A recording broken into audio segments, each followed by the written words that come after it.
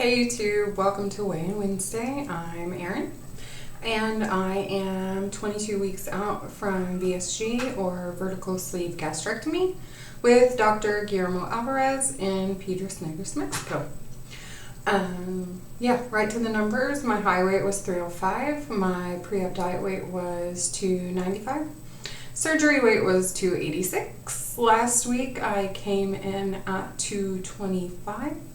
And this week I am 223 for a loss of 2 pounds this week, which I think is fabulous.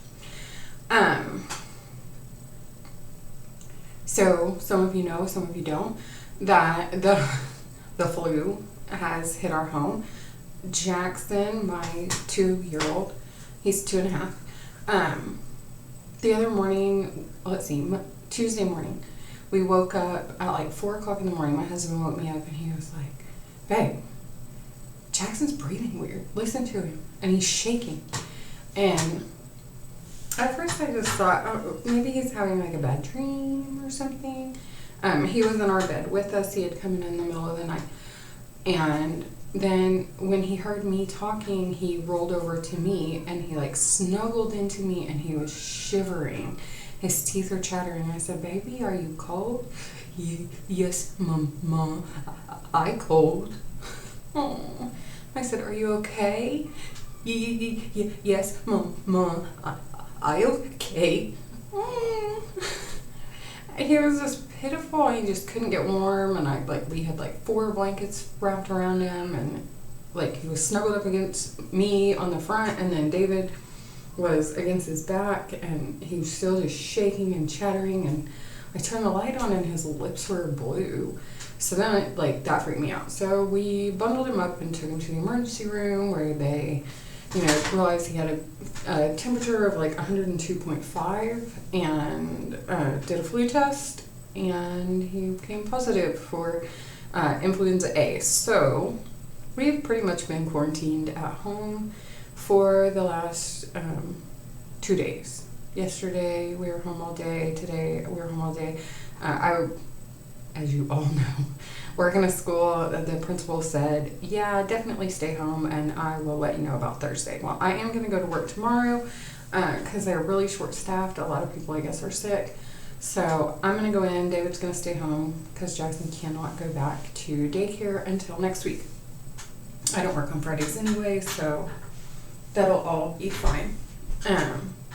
In staying home, I have realized that when I'm at work, I eat a lot more. I eat snacks that I don't eat at home. I just don't even think about eating when I'm at home. And so I don't know. I don't want to say it's because I'm bored, because I'm not bored. I have plenty to do. But I don't know. I just don't know what it is. I mean, I guess the kids are having snacks. The kids are having lunch. Maybe that's why I think about it. So I eat better at home, and I drink a lot more water at work. By the time school gets out, I've already had 6 12-ounce bottles of water. I'm completely waterlogged, and that doesn't keep me from needing stuff to drink later at home too. So, I don't know what it is about at home that I don't think about my nutrition goals at all. I'm lucky if I get 800 calories on a day at home, and I'm pushing 1,000 if I work. So maybe it's just because I'm more active at work. I don't know. And I'm lucky if I get 1 12-ounce bottle of water down if I'm home all day. So, no bueno. I need to work on that. What else? So we have decided that we are not going to do Tough Mudder this year. The dates just don't work for us. That's the bad news. The good news is we've decided we're going to go to OH in October in Raleigh, so we're really, really excited about that. And that also plays into why we won't be doing Tough Mudder, because the only 2 Tough Mudder dates that we could go to are also in October, and traveling that much in the same month is not doable. But next year, all vacations will be planned around Tough Mudder because it really is a huge goal for me. Another reason was that after we got to talking about it, we realized that neither one of us are probably really, even by October, going to be in the kind of shape we would need to be in to complete Tough Mudder and all the obstacles in Tough Mudder. So, next year. Yeah, so I'm super excited about OH. I am stoked to go. We booked our hotel and buying our tickets to the actual conference on Friday, but I can't book flights until like April. So, hopefully there'll be good places. All right, what else did I want to talk about? Oh, I don't know who, if anybody is watching My Big Fat Fabulous Life on TLC. The girl's name is Whitney, and she weighs 380 pounds. And she has PCOS, which is I also have, and was a major contributing factor in my weight. And I know in all the commercials, she seemed like super vapid and blah, blah, blah. Yes, I'm a fat ass, but I'm also a badass. And then when you see like the scene that's actually shot in, it feels so out of context for the commercial. So it made her look like, oh, I'm super morbidly obese and I don't even care. And that's not the case at all. If you watch the show, like, she's very real and honest about her feelings and the trials of being morbidly obese.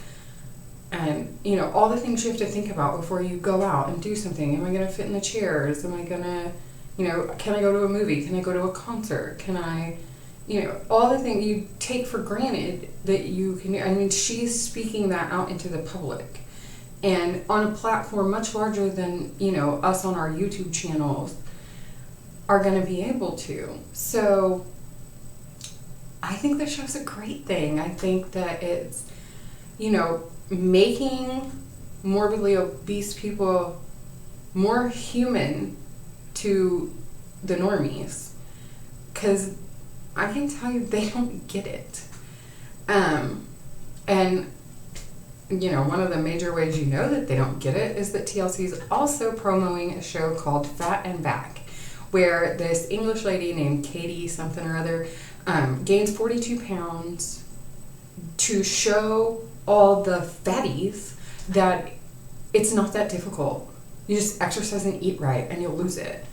I don't know if they're going to address any medical concerns or issues that, you know, contribute to people being obese, but my guess is no. And like in one of the commercials you see her, sobbing about, I hate all you obese people for making me do this. Bitch, nobody made you do anything. You took it upon yourself to be a judgmental asshole and do this. I don't know for what, for your 15 minutes of fame? I have no idea. So to me, the show is incredibly offensive. I don't know. I don't know if I'll watch it to see if there's some redeeming quality in there or not. But probably not, because I don't want to encourage it. I don't know. Anyway, have I had any NSVs lately? Not that I can really think of, aside from, you know, the normal, wow, you look so good, and maybe you don't see it, but you've really, really changed, and that's great. I love it.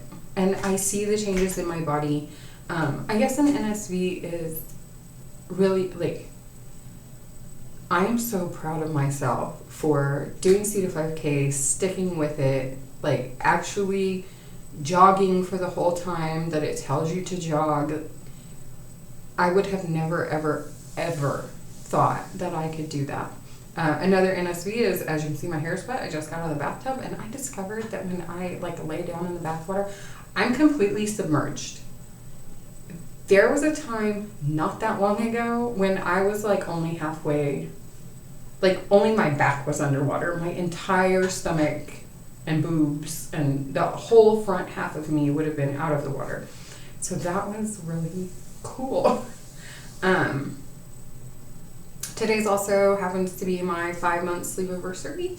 So I, did my measurements and everything today, and I've lost like 40.5 inches off of my body overall, and 72 pounds. So that's pretty cool too. Lastly, I am going to be on the Pretty Losers show on Tuesday. So it's next Tuesday. It's the 27th. And we're going to be talking about weight loss surgery in Mexico. So definitely tune in if that's something you're interested in, if it's something you're curious about, if you want to know like what it was like.